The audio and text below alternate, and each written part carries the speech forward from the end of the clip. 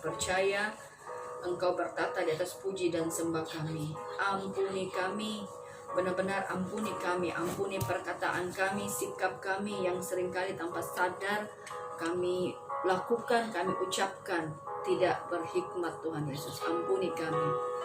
Dan hari ini Tuhan, di hadapan-Mu kami berdoa, kami ikat segala kuasa roh yang mengganggu ibadah, proses ibadah hari ini, dari awal, pertengahan, sampai akhirnya Tuhan. Kami berdoa di dalam nama Tuhan Yesus. Roh Kudus yang mulia, hadirlah di tempat ini, urapi kami. Sehingga kami benar-benar berkenan di hadapan-Mu. Kami juga bersyukur kami bisa beribadah di rumah di Bali. Kami bisa mengikuti ibadah SOM. Kami bisa melakukan siaran langsung melalui internet dan bisa terkonek langsung dengan jemaat-Mu di Yogyakarta. Ini semua karena belas kasih-Mu Tuhan. Ini karena kemurahan-Mu. Segala puji syukur kami naikkan ke hadapan-Mu. Kami juga bersyukur karena hari ini juga kami bisa beribadah di kamar di mana Kong juga tidur di sini dan Kong juga menghembuskan napas terakhir di sini. Kami percaya Tuhan, seperti iman Kong, dia tetap setia sampai akhir hidupnya. Dan kami beriman Kong sudah menerima mahkota kemuliaan yang telah Tuhan sediakan bagi setiap orang yang benar-benar hidup dan berkenan, yang tetap mempertahankan iman sampai pada darah penghabisannya Tuhan Yesus. Inilah kami Tuhan, anak yang masih kecil sekalipun Tuhan, kami percaya jika Engkau urapi dia. Dan anak-anak yang sedang Tuhan urapi mereka semua, sehingga mereka benar-benar konsentrasi dan fokus untuk memuji Engkau. Dan kami percaya Engkau hadir di dalam hati dan pikiran kami. Di dalam nama Tuhan Yesus kami berdoa. Amin. Haleluya, haleluya.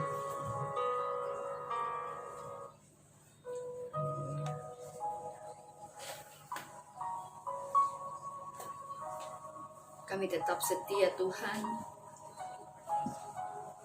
setia menanti waktu yang telah Tuhan tetapkan dalam hidup kami. Haleluya. Seperti wanita mengurapimu, menangis di bawah kakimu, demikian hidupku mau mengasihimu. Yesus, Engkau baik bagiku. Sampai akhir ku menutup mata, ku tetap setia menanti janji-Mu. Sampai ku dapatkan mahkota kehidupanku, ku tetap setia melayani-Mu. Ini tinggi nadanya. Nanti kalau selesai kita tanpa pakai ini enggak apa-apa ya. Haleluya, haleluya. Seperti wanita mengurapimu, menangis di bawah kakimu, demikian hidupku mau mengasihimu. Yesus, Engkau baik bagiku. Seperti wanita, seperti wanita mengurapimu, menangis di bawah kakimu, demikian hidupku mau mengasihimu. Yesus, Engkau baik bagiku. Sampai akhir ku menutup mata,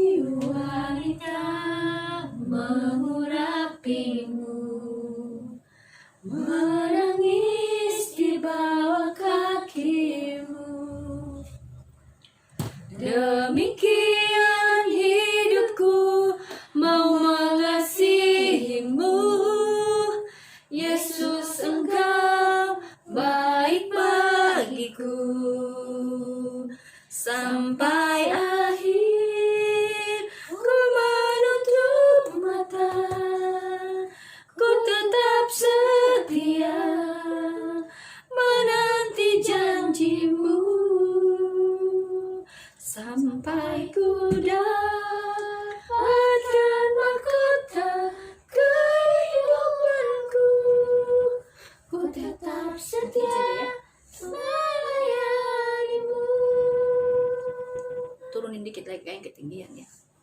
Haleluya, haleluya. Seperti wanita mengurapimu, menangis di bawah kakimu. Demikian hidupku mau mengasihimu.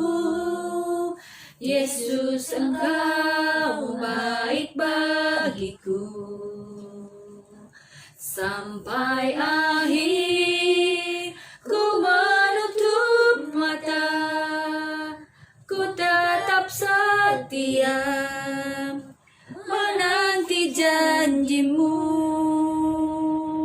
Sampai ku dapatkan mahkota kehidupanku, ku tetap setia untuk melayanimu. Sampai akhir, sampai akhir ku menutup mata, ku tetap setia menanti janjimu.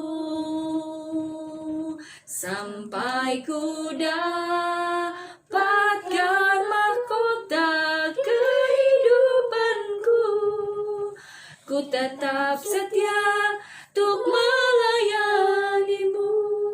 Sampai akhir Tuhan. Sampai akhir. Haleluya. Ku menutup mata, ku tetap setia, menanti janjimu. Sampai ku dapatkan mahkota kehidupanku, ku tetap setia untuk melayanimu. Ku tetap setia, ku tetap setia untuk melayanimu. Mari semuanya menyembah Tuhan di dalam roh dan kebenaran. Haleluya.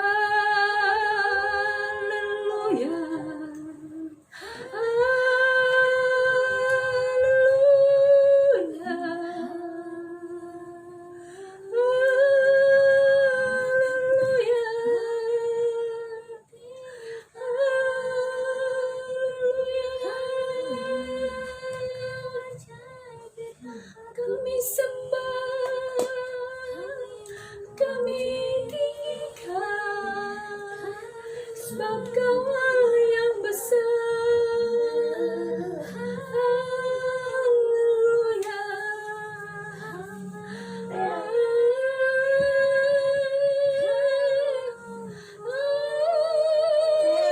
Haleluya.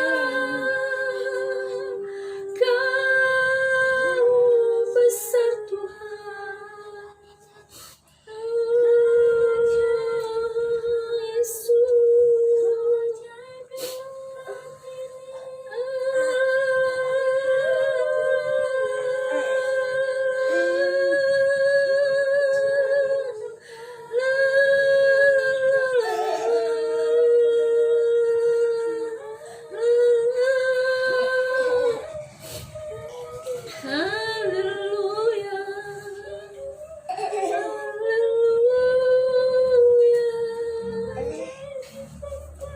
Haleluya. Haleluya. Tubuh Kristus Yogyakarta yang Tuhan Yesus kasihi, mari sama-sama kita naikkan pujian ini. Lagu yang menyatakan bahwa aku tetap setia sampai akhir hidupku, kita nyanyikan bersama dengan iman yang teguh di dalam Tuhan Yesus. Dan kita percaya bahwa setiap orang yang bertahan di dalam iman kepada Tuhan Yesus akan menerima mahkota kemuliaan. Ku tetap setia. Haleluya, haleluya. Seperti wanita mengurapimu, menangis di bawah kakimu. Demikian hatiku, demikian hidupku. Hidupku mau mengasihimu Yesus. Katakan, Yesus Engkau baik bagiku. Baik. Sekali lagi, seperti wanita. Seperti wanita mengurapimu, menangis di bawah kakimu. Demikian hidupku Tuhan. Demikian hidupku mau mengasihimu. Yesus Engkau baik bagiku. Katakan sampai akhir. Sampai akhir ku menutup mata, ku tetap setia menanti janjimu sampai ku dapatkan mahkota kehidupanku. Ku tetap setia untuk melayani sampai akhir, sampai akhir. Ku menutup mata, ku tetap setia menanti janjimu sampai ku dapatkan mahkota kehidupanku. Ku tetap setia untuk melayanimu. Sekali lagi katakan dengan iman. Seperti wanita mengurapimu, menangis di bawah kakimu. Demikian hidupku Tuhan. Demikian hidupku mau mengasihimu. Yesus Engkau baik bagiku. Katakan sampai akhir. Sampai akhir ku menutup mata, ku tetap setia menanti janjimu sampai ku dapatkan mahkota kehidupanku. Ku tetap setia untuk melayanimu sampai akhir. Ku menutup mata, ku tetap setia menanti janjimu sampai ku dapatkan mahkota kehidupanku. Ku tetap setia untuk melayanimu. Setengah suara katakan sampai akhir. Tuhan, Engkau mendengar semua yang menyanyikan pujian ini, jemaat-Mu yang menyanyikan pujian ini Tuhan. Haleluya. Ini bukan sebuah lirik lagu, tetapi doa dan iman kami Tuhan. Kami beriman bahwa kami ingin tetap setia sampai akhir hidup kami. Sekali lagi, sampai akhir ku menutup mata, ku tetap setia menanti janjimu sampai ku dapatkan mahkota kehidupanku. Ku tetap setia untuk melayanimu sampai akhir. Ku menutup mata, ku tetap setia menanti janjimu sampai ku dapatkan mahkota kehidupanku. ku tetap setia untuk melayanimu. Ku tetap setia, ku tetap setia untuk melayanimu. Mari saudara-saudara yang Tuhan Yesus kasihi, ambil waktu sejenak, sembah Dia di dalam roh dan kebenaran. Karena Allah Yesus yang telah menebus dosa kita, Dia rindu agar supaya kita tidak hanya menyembah Dia melalui lirik lagu, tetapi kita perlu menyembah Dia Yesus di dalam roh dan kebenaran. Oh Yesus Tuhan, kami mau menyembah Engkau karena kami percaya Engkau bertata di atas puji dan sembah kami. Haleluya, Yesus Engkau baik Tuhan. Terima kasih Tuhan. Oh Roh Kudus yang mulia, Kau menolong, Kau penghibur bagi kami.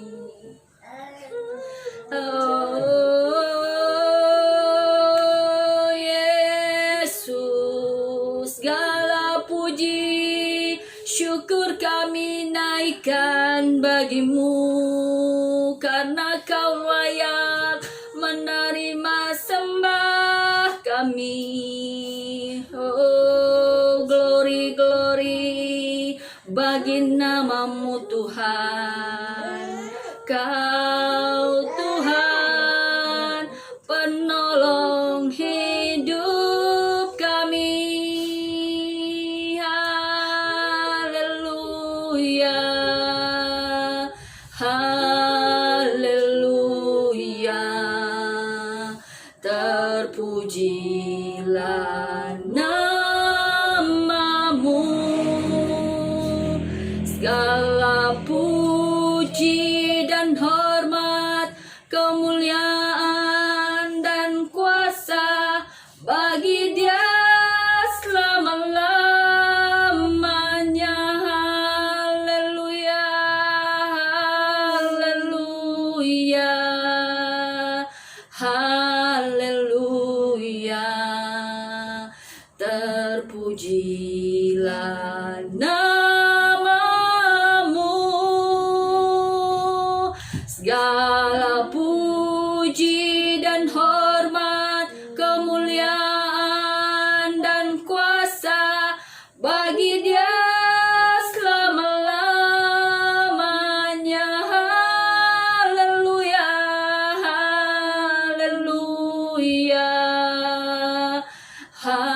haleluya, terpujilah namanya. Segala puji dan hormat, kemuliaan dan kuasa bagi Dia selama-lamanya. Bagi Dia selama-lamanya. Bagi Yesus, bagi Dia selama-lamanya. Tuhan Roh Kudus yang mulia, hanya puji dan sembah yang dapat kami berikan ke hadirat-Mu, karena kami percaya Engkau Tuhan, Engkau pencipta sorga dan bumi. Engkau juga telah menciptakan kami, Engkau telah menempatkan kami di dunia, dan Engkau jugalah yang memanggil setiap orang yang Engkau kasihi kembali dalam keadaan sempurna. Segala puji, syukur, dan hormat kami berikan untuk kemuliaan nama-Mu. Kami percaya Roh Kudus yang mulia, Engkau hadir, Engkau terus bersama dengan kami di dalam ibadah ini, sehingga kami bisa menyelesaikan semua ibadah mulai dari awal, pertengahan, hingga akhirnya sesuai dengan rencana-Mu. Roh Kudus yang mulia, terima kasih.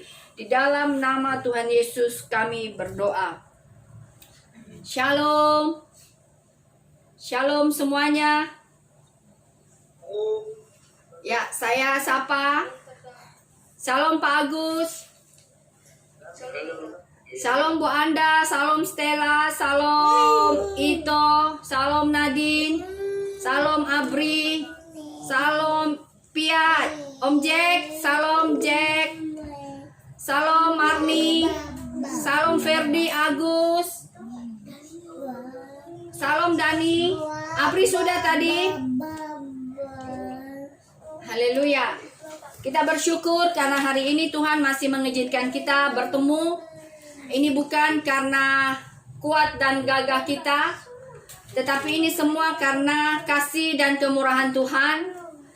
Dan saya percaya setiap orang yang hidup di dalam Tuhan, setiap orang yang hidup dan benar-benar mengandalkan Tuhan di dalam kehidupannya, dia tidak akan pernah ditinggalkan Tuhan, tetapi Tuhan akan terus menyatakan diri, akan terus menyertai dia sampai Tuhan Yesus datang kembali.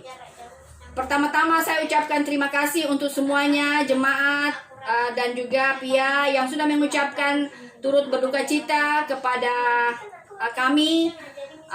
Tanggal 25 kemarin Papa sudah pulang ke rumah Bapa di sorga. Kenapa saya mengatakan Papa pulang di dalam kerajaan sorga? Begitu yakin karena saya melihat sendiri bagaimana proses pulangnya Papa, bagaimana proses kepergian Papa yang begitu menyenangkan, dan Papa pergi dalam kondisi senyum, dan semua lihat ini kamar Papa. Ini adalah kamar Papa dan Mama. Kamar ini juga lah yang Papa terakhir mengembuskan napas terakhir, dan hari ini kita ibadah di tempat ini. Ya, kita sekalian bersyukur karena Tuhan baik di dalam kehidupan setiap orang dan juga di dalam kehidupan kami khususnya seperti itu. Terima kasih untuk semuanya. Saya kasih waktu mungkin 1 atau 2 menit. Mungkin ada jemaat atau mungkin Pia yang ingin bersaksi sebelum kita mulai ibadah, sebelum kita mulai khotbah. Ada yang mau bersaksi tentang kebaikan dan kemurahan Tuhan dalam hidupnya? Pak Agus mau bersaksi? Bu Anda mau bersaksi? Belum. Bu Anda mau bersaksi? Belum. Om Jack mau bersaksi, Om Jack? Oh, belum. Oke. Marni mau bersaksi? Oke, kalau nggak mau bersaksi, apa Mama mau bersaksi? Mama nggak bersaksi. Oke. Mungkin kesaksiannya di akhir ibadah aja. Hari ini kita mulai diberi kesempatan, kalau yang sudah mempersiapkan Alkitab, boleh membuka Alkitab. Mulai dari Markus, hari ini adalah Markus pasal yang terakhir. Markus pasal 15 ayat yang terakhir. Markus pasal 15 ayat 42 sampai dengan 47. Mari kita baca bersama-sama. Sementara itu, hari mulai malam, dan hari itu adalah hari persiapan, yaitu hari menjelang Sabat. Karena itu Yusuf, orang Arimatea, seorang anggota majelis besar yang terkemuka, yang juga menanti-nantikan kerajaan Allah, memberanikan diri menghadap Pilatus dan meminta mayat Yesus.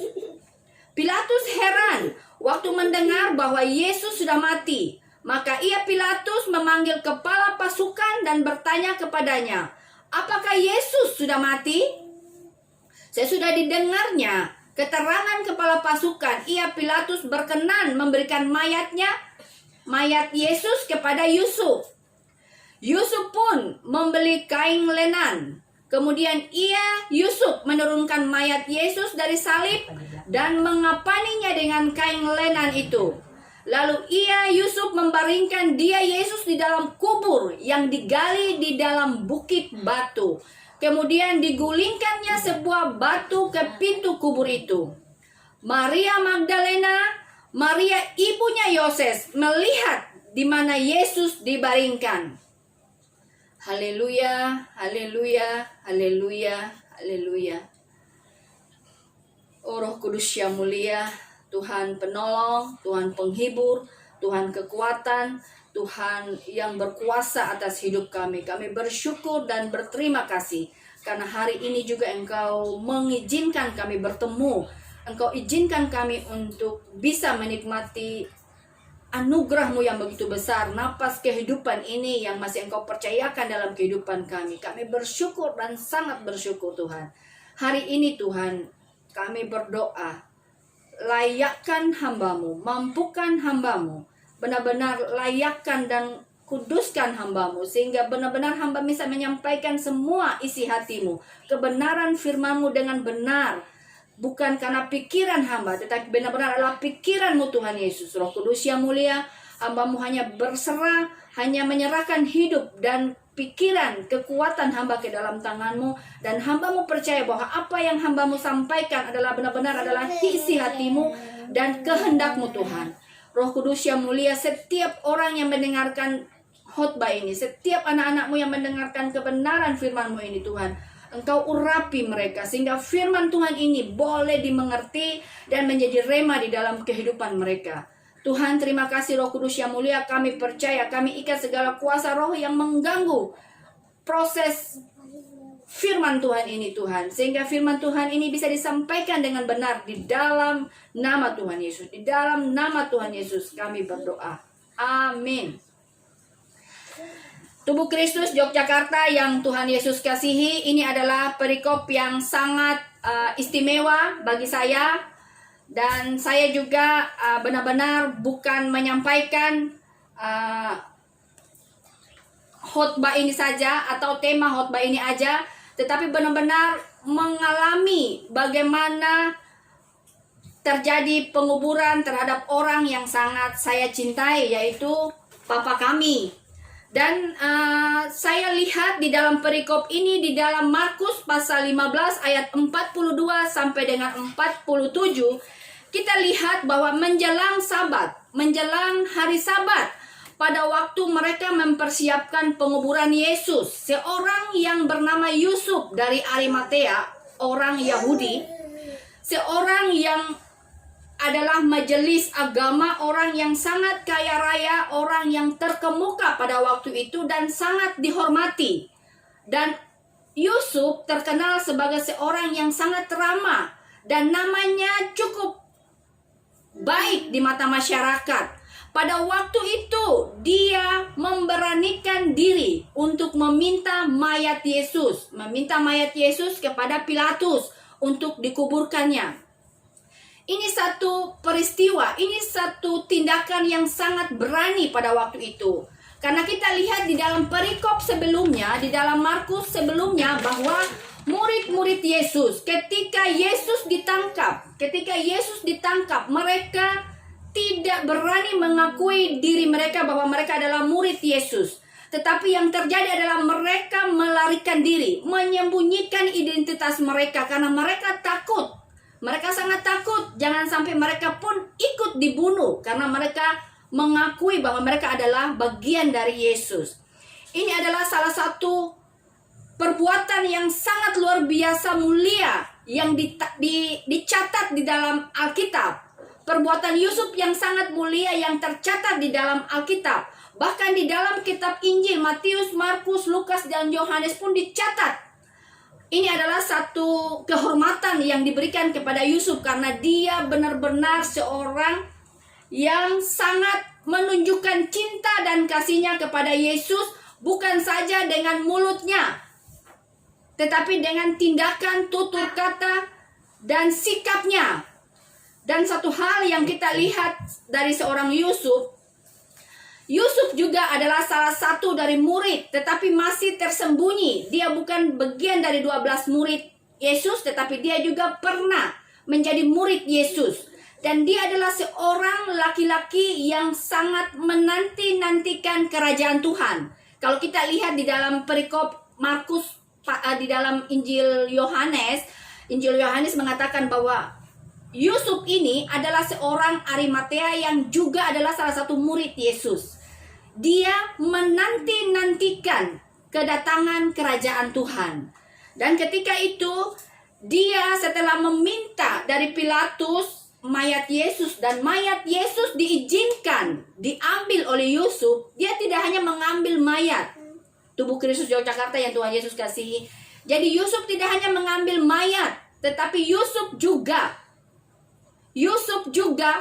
membelikan kain lenan yang sangat mahal harganya pada waktu itu. Jadi dia tidak hanya mengorbankan diri, dia tidak hanya melewati satu keadaan yang kritis. Artinya dia bisa ketika dia meminta mayat Yesus, dan dia juga bisa dibunuh karena dia mungkin dianggap sebagian daripada Yesus. Tetapi dia nekat, dia maju meminta, dan dia mendapatkan mayat Yesus. Tidak cukup sampai di situ, tetapi kita lihat dia juga berkorban, memberikan kuburnya setelah dia memberikan kain lengan yang mahal. Jadi Yusuf adalah seorang yang sangat bersejarah, yang diakui dia memberikan kuburnya yang dibangun untuk dirinya sendiri kepada Yesus. Ini satu hal yang sangat luar biasa dalam sejarah Alkitab yang tidak akan bisa diulang kembali. Dan mungkin di dalam dunia ini tidak akan pernah ada orang yang sebaik itu, yang tidak hanya berkorban mengambil mayat Yesus yang sangat berisiko itu, tetapi juga berkorban membelikan kain lenan yang sangat mahal. Tetapi dia juga memberikan kubur yang harus menjadi miliknya, diserahkan kepada Yesus. Tubuh Kristus Yogyakarta yang Tuhan Yesus kasihi, perbuatan nekat yang dilakukan Yusuf ini bukan saja tanpa alasan. Yusuf benar-benar mengerti, tahu, dan mengerti bagaimana harus membalas syukur dan terima kasih kepada dia, Yesus, yang telah mengajar dia, yang telah banyak memberikan jalan atau pengajaran yang bisa membawanya ke jalan kebenaran. Ini yang membuat Yusuf sangat bersyukur. Kita lihat di dalam perikop ini juga ada murid-murid Yesus. Pada penguburan Yesus, kita lihat di dalam perikop ini, di dalam ayat yang ke-47, Maria Magdalena dan Maria ibunya Yoses, mereka hanya melihat atau menonton dari jauh. Kenapa mereka hanya menonton dari jauh? Karena mereka takut. Padahal kita tahu bahwa Maria Magdalena adalah seorang yang pernah disembuhkan dari sakit atau kesurupan tujuh roh jahat. Maria Magdalena adalah seorang perempuan yang pernah disembuhkan dari 7 roh jahat. Dan tidak saja itu, Maria ibunya Yoses juga diprediksi adalah sebagai seorang ibunya Yesus. Karena di dalam Markus pasal 6 ayat 3, firman Tuhan mengatakan demikian, bukankah ia Yesus ini tukang kayu, anak Maria, saudara Yakobus, Yoses, Yudas, dan Simon? Berarti Maria yang disebutkan di dalam perikop ini di ayat yang 47, Maria ibunya Yoses adalah Maria ibunya Yesus pula. Tetapi apa yang terjadi? Mereka hanya melihat dari jauh bagaimana Yesus diturunkan dari salib oleh Yusuf Arimatea dan juga dibaringkan dalam kubur, yaitu di dalam goa pada waktu itu. Ini dua hal yang sangat berbeda. Orang-orang yang sudah banyak menikmati kebaikan-kebaikan Tuhan di dalam kehidupan mereka. Bahkan mereka juga adalah orang-orang yang terdekat dengan Yesus. Itu pun tidak berani mengambil mayat Yesus, tidak mau mengambil bagian di dalam penguburan Yesus. Ini satu hal yang sangat ironis. Bahkan kita lihat di sini, perikop ini tidak terlihat murid-murid Yesus. Di manakah mereka? Murid-murid Yesus yang telah 3,5 tahun diajar oleh Yesus. Bahkan mereka melihat berapa banyak tanda heran dan kuasa mujizat yang sudah Tuhan nyatakan dalam kehidupan mereka. Bahkan mereka melihat bagaimana Yesus memberi makan 5.000 orang, laki-laki belum termasuk perempuan dan anak-anak. Bagaimana juga Yesus memberi makan 4.000 orang belum termasuk perempuan dan anak-anak. Begitu banyak yang terjadi, mujizat yang begitu banyak terjadi. Mereka lihat, murid-murid Yesus melihat dengan mata, menyaksikan dengan mata mereka sendiri. Bahkan mereka makan bersama dengan Yesus, pergi bersama dengan Yesus, melayani bersama dengan Yesus. Itu pun tidak ada yang muncul ketika hari penguburan Yesus. Amin.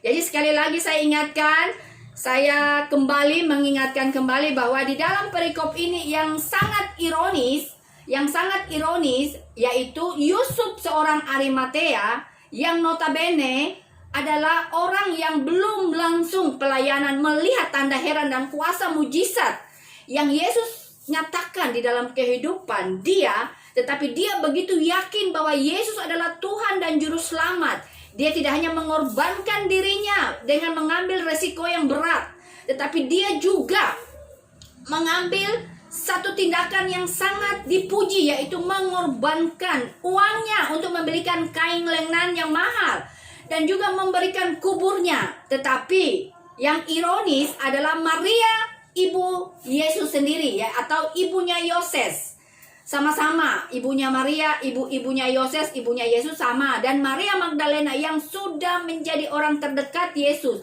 pun tidak ikut mengambil bagian di dalam penguburan Yesus. Ini adalah satu contoh yang harus kita pelajari. Yusuf orang Arimatea memiliki tanggapan yang benar terhadap penguburan Yesus. Dia tahu bahwa ketika kita menghargai, atau Yusuf orang Arimatea, dia tahu memberikan yang terbaik kepada Yesus. Dia menunjukkan komitmen dia. Yusuf menunjukkan komitmennya, menunjukkan kesetiaannya kepada Yesus dengan perbuatan. Tidak hanya dengan kata-kata, tetapi dengan perbuatannya, dengan sikap dan tindakan yang sangat berisiko, meminta mayat Yesus. Sedangkan yang lain, murid-murid Yesus yang sudah diajar bertahun-tahun, memiliki tanggapan yang berbeda. Bahkan 3 orang murid Yesus yang sangat Tuhan Yesus kasihi, yaitu Yakobus, Yohanes, dan Petrus. Di mana mereka? Mereka yang pernah dibawa melihat kemuliaan Tuhan yang dahsyat di atas gunung. Bahkan mereka juga melihat bagaimana Yesus berbicara dengan Elia dan Musa di atas gunung. Dan Yesus menampakkan kemuliaannya kepada mereka. Itu pun tidak berani mengambil bagian di dalam penguburan Yesus. Mereka memiliki tanggapan yang salah terhadap penguburan Yesus. Mereka masih tetap takut. Kenapa demikian? Karena mereka takut jangan sampai mereka bisa dibunuh oleh tentara Romawi. Satu hal yang perlu kita perhatikan, penguburan adalah sesuatu yang sangat penting. Penguburan adalah sesuatu yang sangat penting karena menunjukkan komitmen kita dengan orang yang mati.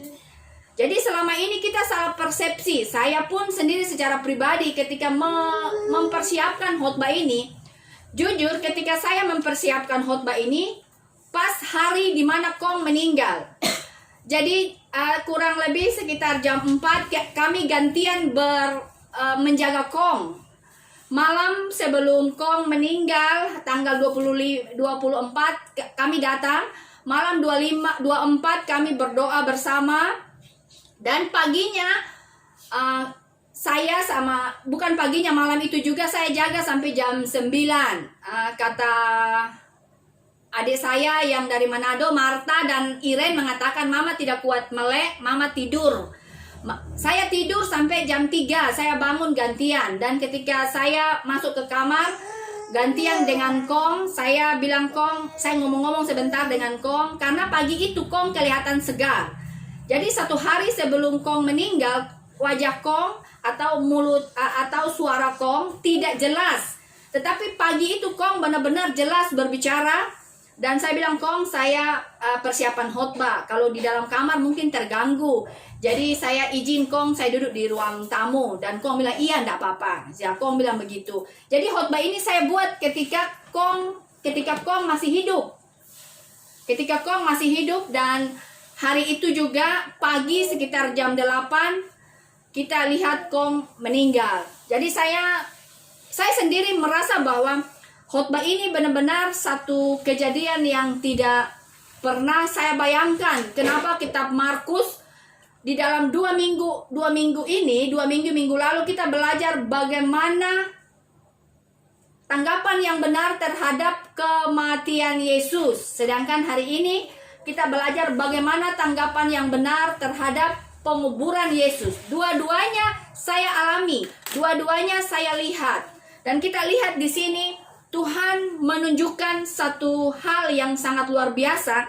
Saya melihat di sini bahwa penguburan adalah sesuatu yang sangat penting.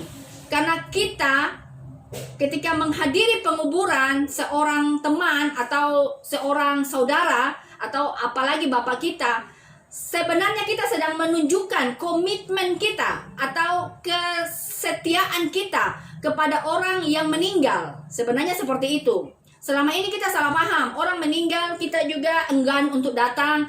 Kita enggan untuk menghadiri pemakaman karena kita takut dan lain-lain sebagainya. Tetapi ketika saya membaca perikop ini, saya sendiri merasa terpukul. Saya menyadari bahwa saya juga sangat takut pergi ke pemakaman. Apalagi dalam kondisi yang seperti saat ini. Saya jarang juga pergi ke pemakaman. Tetapi dari peristiwa ini dan khotbah ini, tanggapan yang benar dari penguburan Yesus, saya belajar dari seorang Arimatea.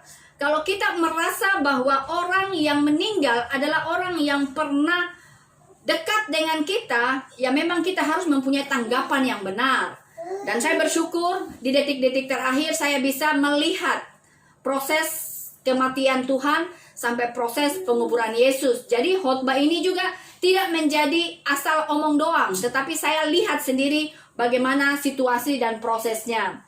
Dan satu hal yang saya syukuri bahwa kematian kematian Papa benar-benar disertai dengan tanda heran dan kuasa mujizat yang sangat luar biasa, yang kalau saya ceritakan sangat panjang.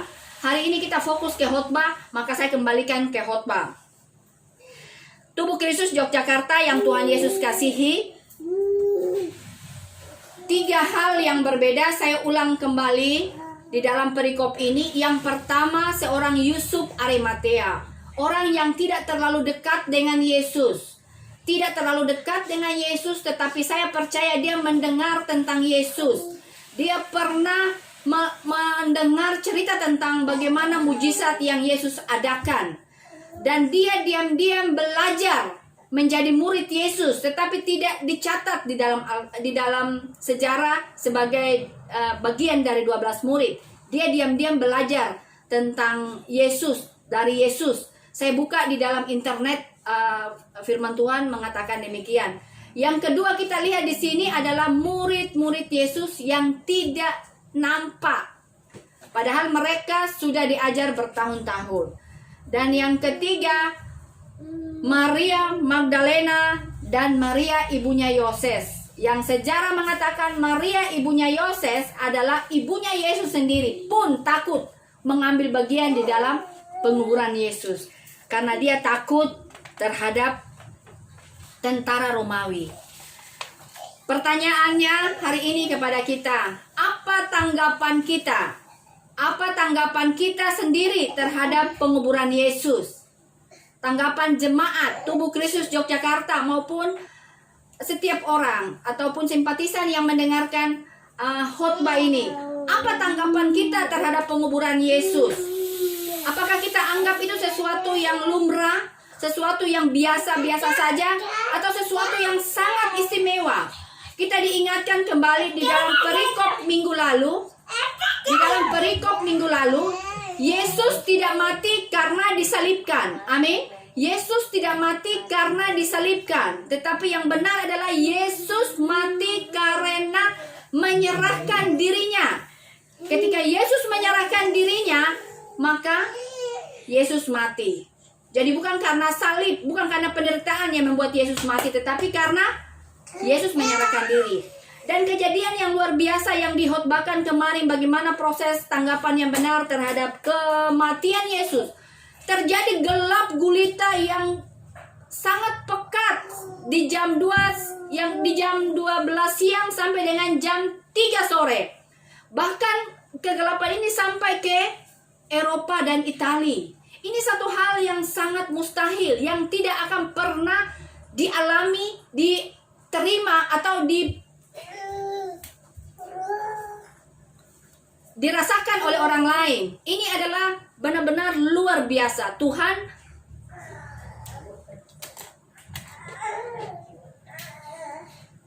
nggak apa-apa, di sini aja. Dia kan cuma pegang beta, tetapi dia tidak mati. Tapi itu ini kan gratisan, jadi keluar Iya, biasa berapa menit gitu. iya 40 menit. Doain mah 2 kali. Iya, tadi tembak tangan mama juga. Mata juga. Kok aku nggak pernah Beta ini, oh dia kan orang namanya. Dia kan tahu mama sedang dia khotbah, jadi dia urapi. Kesini tidak sembarang semua satu-satu. Kok beta di jam harap mau? Mungkin kau bilang dulu. Kau kan penerjemahnya bagaimana kalau ditumpang tangan terus kamu bilang apa? Dia beta sendiri bicara ya. Langsung viral sudah dikumpulkan panggil dia. Kau ada dia foto sih. iya aku pasang. Saya pas sendiri. Jangan dulu, belum hidup toh? Shalom. Shalom Yarman. Shalom Ricky. Alex, shalom. Shalom.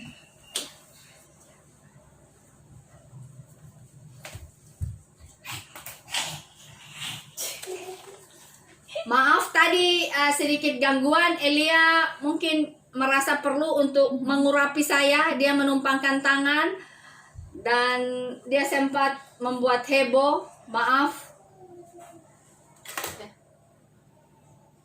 Sampai di mana tadi, Ren? Air mata ya. Oke. Sudah. Ya. Jadi sekali lagi saya bertanya, atau firman Tuhan mengingatkan kita, apakah kita memiliki tanggapan yang benar terhadap penguburan Yesus? Kalau kita mempunyai tanggapan yang benar terhadap penguburan Yesus, maka kita tidak akan menyia-nyiakan kematian Yesus. Kita akan menghargai setiap pengorbanan dan kerja keras Yesus yang begitu dahsyat, yang sudah menyelamatkan umat manusia dari dosa. Saya tidak perlu mengulang kembali bagaimana proses kematian Yesus, bagaimana Yesus menderita, karena saya tahu semua yang hadir, yang mendengarkan kebenaran firman Tuhan hari ini adalah orang yang sudah menjadi percaya Yesus sejak kecil. Amin. Jadi tidak perlu diulang kembali. Saya hanya mengingatkan bahwa Tuhan yang kita sembah, Tuhan yang kita percaya adalah Tuhan yang benar-benar nyata, Tuhan yang telah mati dan bangkit kembali. Dan satu cerita kenapa Yesus harus dikuburkan. Yesus dikuburkan supaya ada bukti bahwa Yesus akan bangkit pada hari yang ketiga, supaya setiap orang yang membunuh atau menyalibkan Yesus melihat bagaimana keadaan Yesus ketika dia dikuburkan. Karena sebelumnya Yesus pernah mengatakan bahwa dia akan mati dan bangkit pada hari yang ketiga.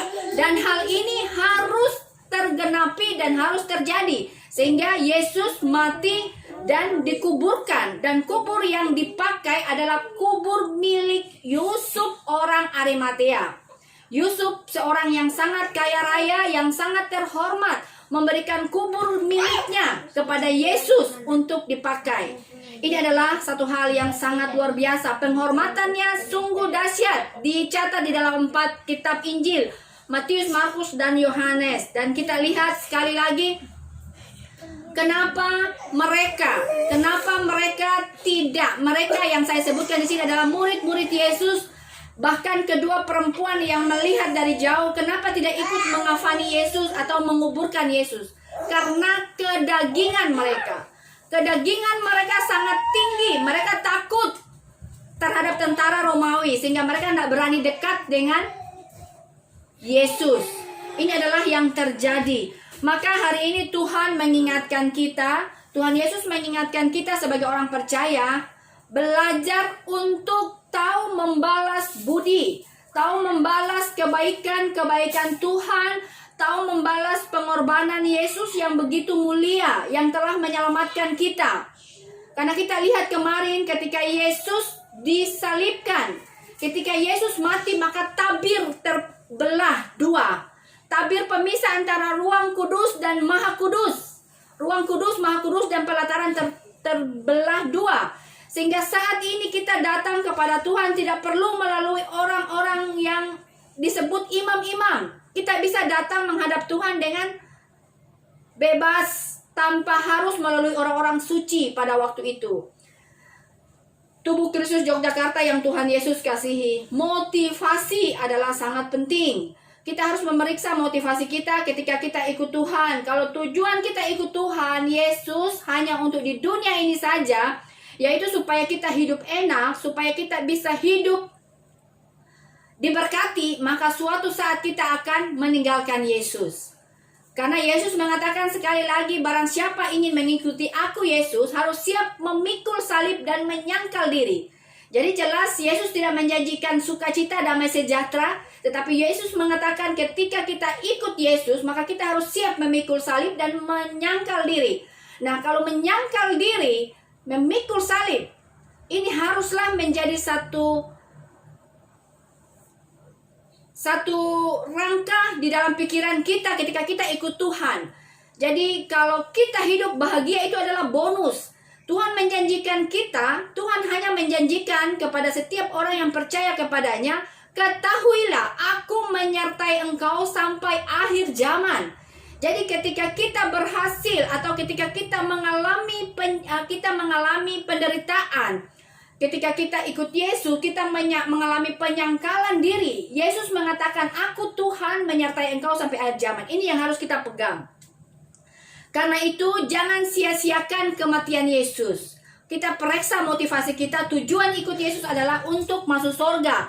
1 Korintus pasal 15 ayat 3 dan 4 firman Tuhan mengatakan demikian. Kamu memang sudah bersih karena firman yang telah Yesus katakan kepadamu. Jadi firman Tuhan mengatakan kita telah bersih karena firman Tuhan yang telah dikatakan Yesus kepada kita. Yang percaya, yang menerima Yesus sebagai Tuhan dan Juru Selamat di dalam hatinya, maka dia telah diselamatkan. Dan kita lihat di dalam ayat yang keempat, tinggallah di dalam aku Yesus, dan aku Yesus ada di dalam kamu. Sama seperti ranting yang tidak dapat berbuah dari dirinya sendiri kalau ia tidak tinggal pada pokok anggur, demikian juga kamu tidak akan berbuah jikalau kamu tidak tinggal di dalam aku. Jelas Yesus harus benar-benar menjadi pusat kita. Kalau kita menjadikan Yesus sebagai pusat hidup kita, maka kita tidak akan menjadi orang percaya yang kadang muncul, kadang tidak muncul. Kadang imannya bagus, kadang imannya jelek. Jadi standar orang percaya harus seperti pesawat. Ketika kita percaya Yesus harus seperti pesawat, tidak boleh mundur. Kalau pesawat dia mundur, maka seluruh penumpangnya akan jatuh. Pesawat tidak ada istilah parkir ya. Di atas ketika dia mau terbang, dia harus tetap maju. Kalau dia tidak maju, maka akan terjadi kejatuhan. Iman kita harus seperti itu. Ketika kita ikut Yesus, kita harus mengambil keputusan bahwa sampai akhir hidup kita harus tetap setia mengikuti Yesus. Karena peristiwa kematian sampai dengan penguburan Yesus menunjukkan bahwa Yesus benar-benar sudah menyelesaikan tugasnya dan dia benar-benar klimaks menyelesaikan seluruh perintah dari Bapaknya di sorga, dan dia berhasil sehingga statusnya menjadi Yesus Tuhan atau Yesus Kristus Tuhan. Yesus namanya yang disebut di dalam Matius pasal 1 ayat 21. Ia, Maria, Yusuf akan memberikan dia nama Yesus karena dialah yang akan menyelamatkan umat manusia dari dosa. Sedangkan Kristus adalah profesi atau pekerjaan Yesus, yaitu menyelamatkan umat manusia dari dosa. Maka kita orang percaya juga harus mempunyai profesi, yaitu menyelamatkan orang berdosa. Dan ketika dia berhasil menyelamatkan orang berdosa, umat yang berdosa, maka status Yesus dinaikkan menjadi Tuhan. Ini adalah satu hal yang luar biasa. Karena itu kita bersyukur sebagai orang yang percaya Yesus, kita mempunyai harapan. Di dalam Yesus ada pengharapan, di dalam Yesus ada kemenangan, di dalam Yesus ada sukacita yang benar-benar luar biasa. Jangan pernah meragukan kemahakuasaan Tuhan. Kemahakuasaan Tuhan adalah nyata di dalam hidup kita. Roma 5 ayat 7 firman Tuhan melalui Rasul Paulus mengatakan, sebab tidak mudah seorang mau mati untuk orang benar, tetapi mungkin untuk orang baik ada orang yang mau mati. Jadi jelas banyak orang yang mau mati untuk orang baik, tetapi jarang ada orang yang mau mati untuk orang benar.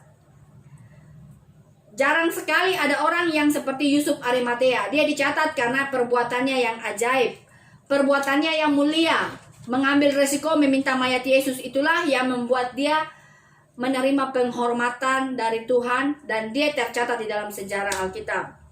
Karena itu jangan pernah melihat sesuatu dengan mata jasmani kita. Jangan pernah mengatakan sesuatu berdasarkan perasaan kita, tetapi belajar firman Tuhan, belajar memasang kerangka firman Tuhan di dalam pikiran kita, supaya apa yang kita ucapkan, apa yang kita katakan adalah benar-benar perintahnya Tuhan. Jangan pikiran kita. Kalau kita berbicara berdasarkan pikiran kita, maka kita akan menabrak firman Tuhan. Karena firman Tuhan mengatakan siapa yang percaya pada dirinya sendiri adalah orang bebal. Jadi orang yang bebal suka percaya pada pikiran dan perasaannya sendiri. Tetapi orang yang sungguh-sungguh percaya kepada Yesus, belajar untuk mengerti kebenaran firman Tuhan dan melakukan sesuatu berdasarkan kebenaran firman Tuhan. Pikirannya, perkataannya harus benar-benar yang keluar adalah firman Tuhan. Jangan pakai statement pribadi, tetapi adalah pikiran Tuhan. Dan kita tahu bahwa Tuhan mengatakan manusia tidak hidup dari roti saja. Manusia tidak hidup dari roti saja, Matius 4 ayat 4, tetapi dari setiap firman Tuhan yang keluar dari mulut Allah. Itu adalah makanan kita. Jadi sekali lagi, tubuh kita terdiri dari tiga unsur: tubuh, jiwa, dan roh. Kalau tubuh kita butuh makan supaya kita hidup, roh kita butuh firman Tuhan untuk tetap bertumbuh. Dan jiwa kita butuh komunikasi, butuh memuji menyembah Tuhan supaya kita tidak menjadi orang yang stres. Orang yang stres kebanyakan karena tidak pernah memuji dan menyembah Tuhan. Pikirannya kosong, sudah tidak pernah memuji menyembah Tuhan, tidak pernah membaca Alkitab yang menjadi makanan rohani dia, maka jiwanya akan terganggu. Karena tubuh terdiri dari 3 bagian ini harus dipenuhi secara sempurna. Jasmani perlu makan supaya tetap hidup, kuat, bekerja. Jiwa kita butuh komunikasi dengan Tuhan, butuh berkomunikasi. Dan yang ketiga, roh kita butuh makanan. Makanannya adalah firman Tuhan.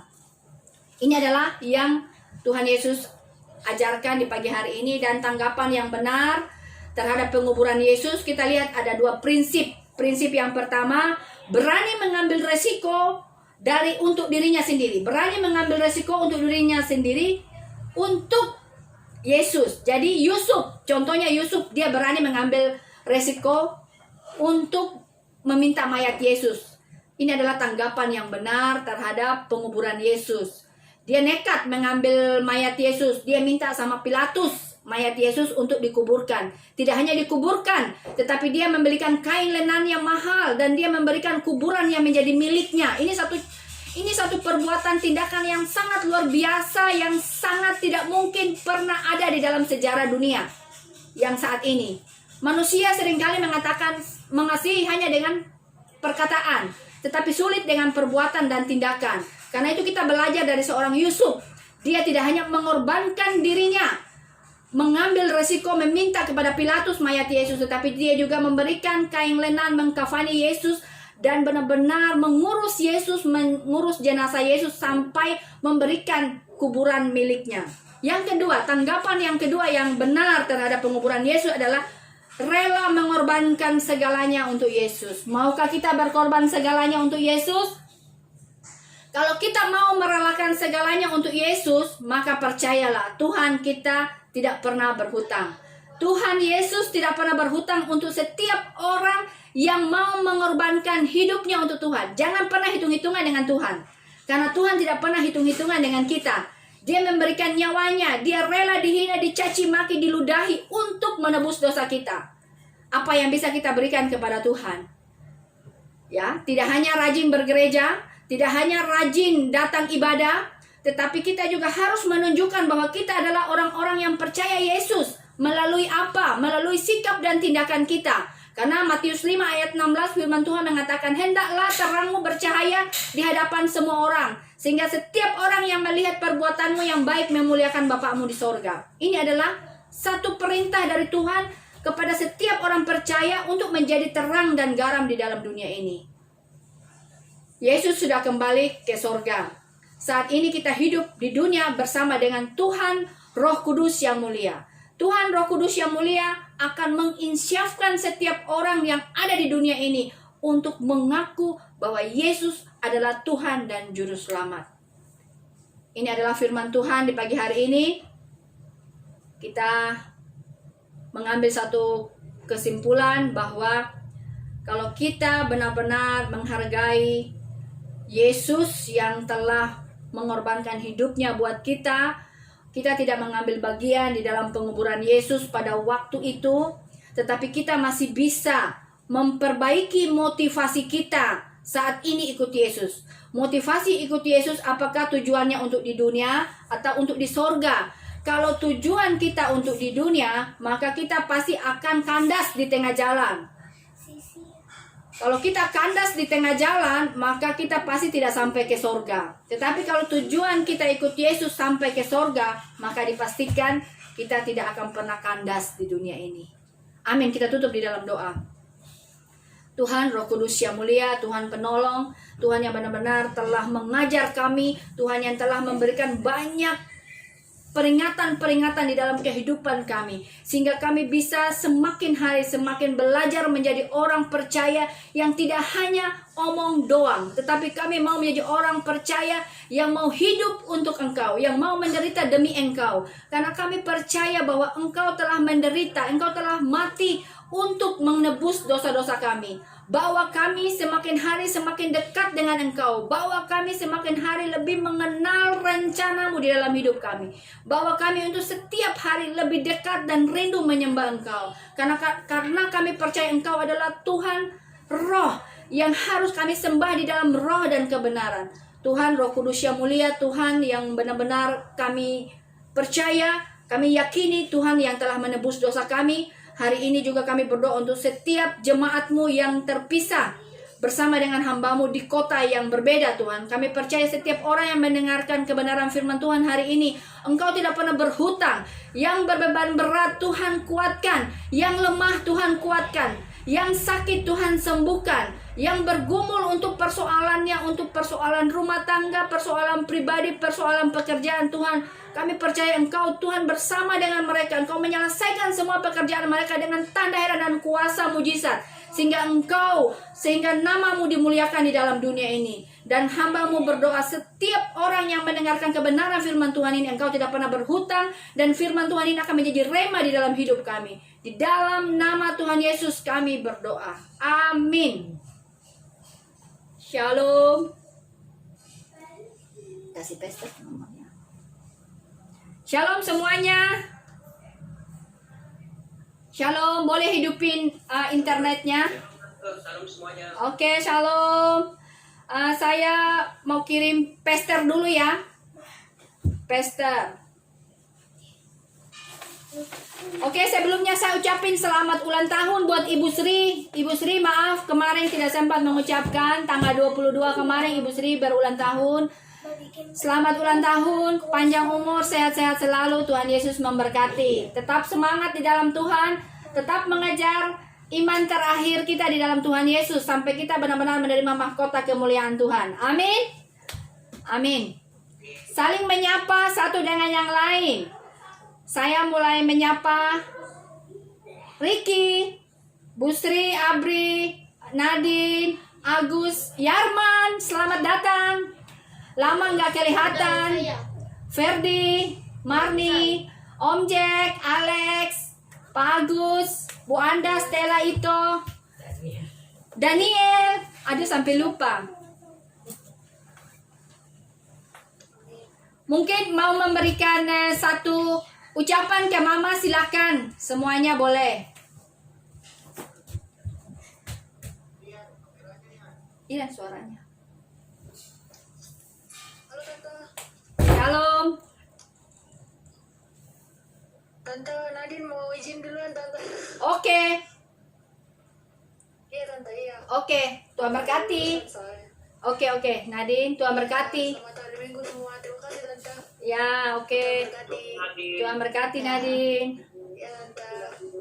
Dadah Iren. Nah, Ya.